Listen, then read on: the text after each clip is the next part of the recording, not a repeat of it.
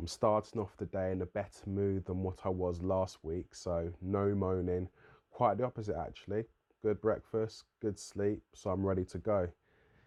I checked my phone this morning. Like most people, I have the bad habit of that. As soon as I wake up, I check my phone, and I saw something which made me smile. I had two notifications from two different people requesting some remote bass session playing from me.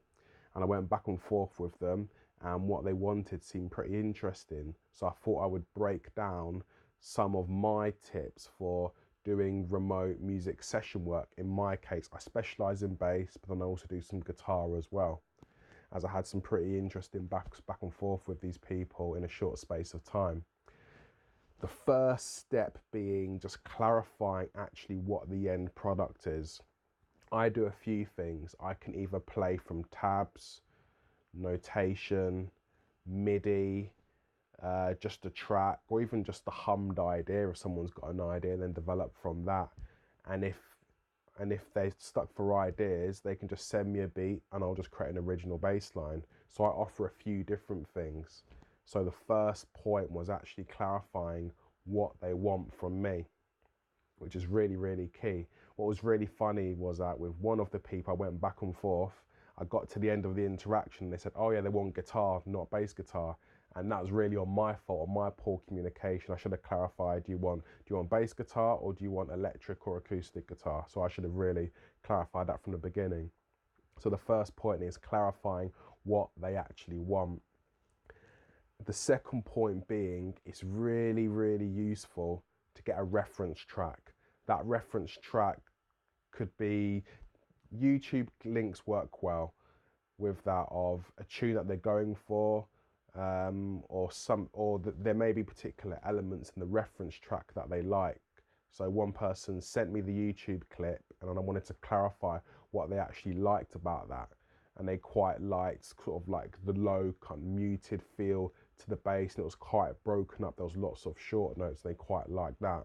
So that was a really useful starting point for me to clarify what they actually wanted. And it just helps the process a lot more.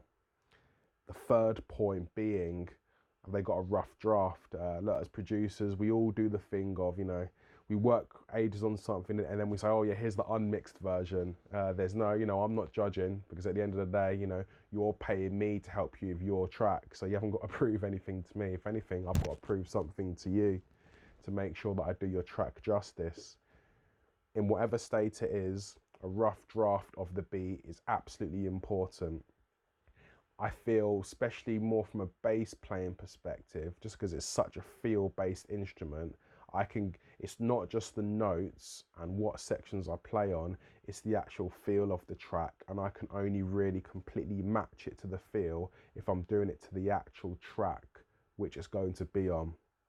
That's just from my experience.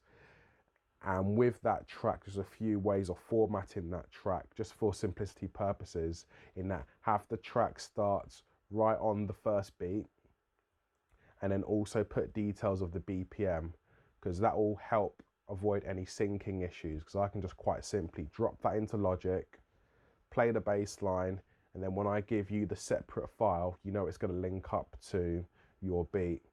You may put intros and other fancy stuff on it afterwards, that's absolutely fine.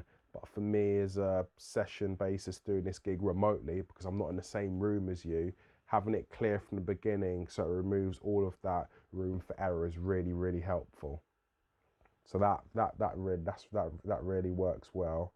And after I receive all of those things, the fourth point is, sounds stupid, but to actually listen to the rough draft. Not just say, yep, I can do this, and this, it costs that much, but to actually listen to it. This came from the interaction I had with the person from Michigan, in that they said they wanted a couple of sections. They wanted 2 8-bar loops, and I listened to their rough draft, and then there was a pre-chorus, and then there was a middle 8 in there. And I wanted to check, did you just want those 2 loops? Because I heard those other sections as well. And they said, yeah, just those 2 loops.